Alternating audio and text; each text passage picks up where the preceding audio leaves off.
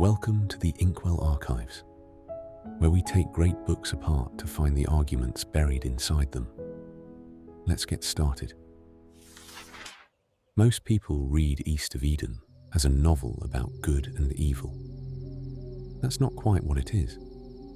It's a novel about one word, a single Hebrew verb, and whether that verb is a command or a choice. Steinbeck's answer to that question decides everything else in the book. It decides whether the characters are responsible for what they do, or whether they're only acting out something that was set in motion long before they were born. The whole novel is a test of that one word. And the strange thing, the thing most readers miss, is that Steinbeck deliberately built characters designed to make the word fail. The structure of the book comes from the 4th chapter of Genesis, the story of Cain and Abel. Two brothers bring offerings to God. One is accepted, one is rejected, and the rejected brother kills the other. But the part Steinbeck cares about isn't the murder. It's what God says to Cain just before it, that sin is waiting for him, crouching at the door, and that he can master it. The problem is that the major translations don't agree on what master it actually means. And that disagreement is the crack that the entire novel grows out of. The King James Bible says thou shalt rule over him. That's a prophecy. It tells Cain he will win, guaranteed. But if the outcome was promised, then the murder makes no sense. How do you fail at something you were told you'd succeed at? The American Standard Bible says, do thou rule over him. That's a command. It tells Cain he must win, and if he doesn't, he's guilty of disobedience. Now there's no guarantee, just an order he might not be strong enough to obey. Steinbeck's problem, which he gives to the character Lee, is that neither reading leaves room for a choice. One version promises the result, the other demands it. Neither one offers it. So Lee does something extraordinary.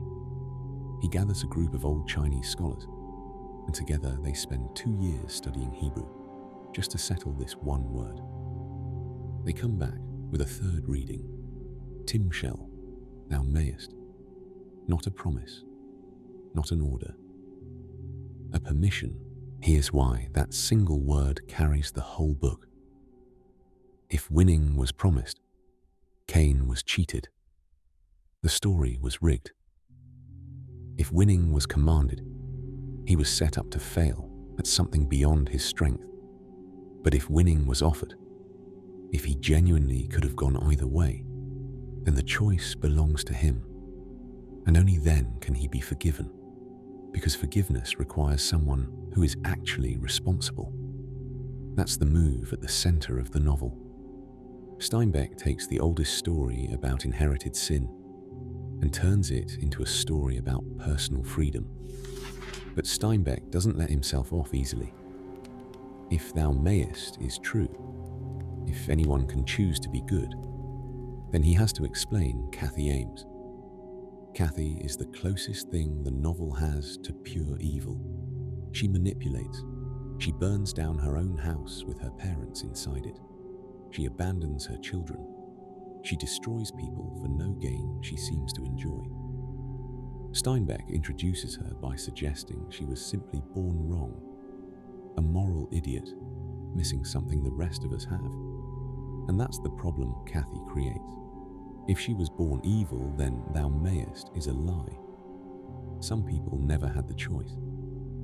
Steinbeck put his own thesis on trial and cast Cathy as the prosecution. Then, late in the book, Steinbeck does something quiet and devastating. Alone in a rented room, Cathy, now calling herself Kate, reads about a woman who was loved and admired. And for the first time, she feels that she has missed something, that there was another way to live that was closed to her, or that she closed off herself. In that moment, she is no longer a monster who cannot feel. She is a person who chose, again and again, and now senses the weight of it. Steinbeck lets the reader see that even Cathy was not simply an exception to the rule. She was its hardest case, and the rule still held. The real proof, though, is Cal, Cathy's son. Cal spends the novel terrified that he's inherited his mother's darkness. He can feel the cruelty in himself, and he believes it means he's doomed to become her. This is the fear the whole book has been building toward. The fear that character is a bloodline, that you are simply the sum of the people who made you. And Steinbeck's answer, delivered in the last pages, is the whole reason the book exists. Cal is not his mother, because Cal can choose. The darkness is real. The inheritance is real.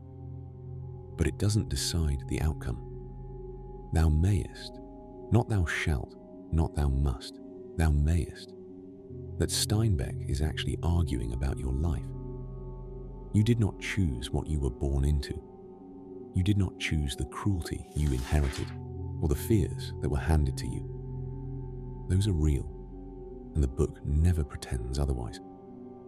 But none of them are a verdict.